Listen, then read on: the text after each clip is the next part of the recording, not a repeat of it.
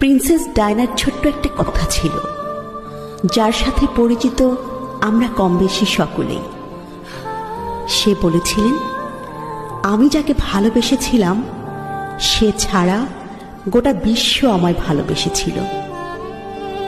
সৌন্দর্য, ব্যক্তিত্ব কিংবা আভিজাত্য কোনো কিছু দিয়েই প্রিন্সেস ডায়নাকে পেছনে ফেলবার মতো কেউ তার মৃত্যুর এত বছর পরও আসেনি।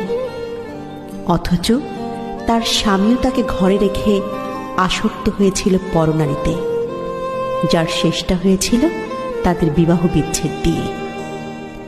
তোমরা অনেকেই বলো না, গুছিয়ে না চললে, নিজেকে সাজিয়ে না রাখলে পুরুষ হাতছাড়া হয়ে যায়। আসলে এটা পুরোপুরি মিথ্যে, বুঝলে?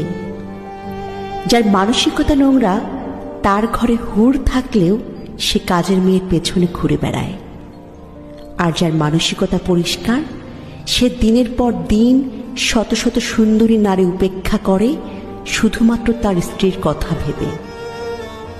বেঈমানদের কোনো কারণ লাগে না